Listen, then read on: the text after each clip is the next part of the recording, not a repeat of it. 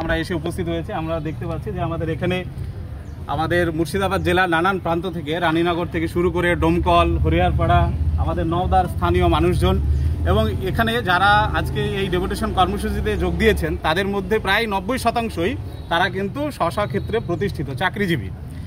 আসলে আমরা এসেছি একটা বিরাট রকম উদ্বিগ্ন পরিস্থিতিতে দাঁড়িয়ে আমরা এখানে উপস্থিত হয়েছি।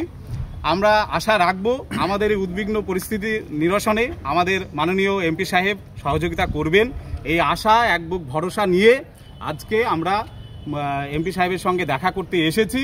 আমাদের দাবি নির্দিষ্টভাবে একটাই, যে 10% যে সংরক্ষণ প্রায় 30% সংখ্যালঘু মানুষরা এতদিন পেয়ে আসছিল এবং সেখানে আমাদের রাজ্য সরকার একটা বড় ভূমিকা পালন করেছিলেন, কিন্তু হঠাৎ করে আমরা দেখলাম যেখানে হাইকোর্টে একটি কেস এবং তারপরে পুরোপুরি ওবিসি তালিকা বাতিল হয়ে গেল।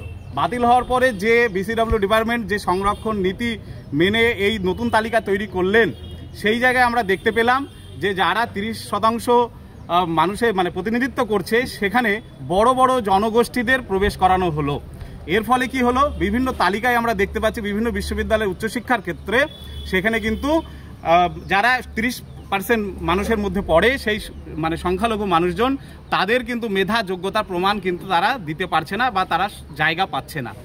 এই জায়গাটা সংরক্ষণ, যেটা সংবিধান প্রদত্ত আমাদের নিয়মেই বলা হয়েছে যে সমাজের পিছিয়ে পড়া প্রান্তিক বর্গের মানুষকে যদি আপলিফ্ট করতে হয় তাহলে কিন্তু আমাদের সংরক্ষণ দেওয়া দরকার। সেটা ডক্টর বি.আর. আম্বেদকর মহাশয় উদ্যোগ নিয়েই কিন্তু সংবিধানে বলা হয়েছে।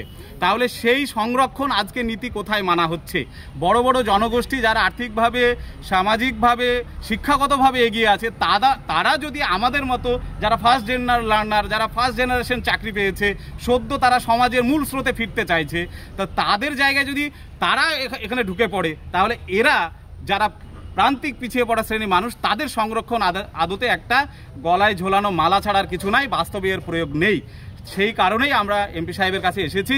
আমরা আশা রাখবো তিনি কি বলছেন আমরা শুনবো, নিশ্চিতভাবে আপনাদেরও জানাবো পরবর্তীতে কি হচ্ছে। আপনার নাম?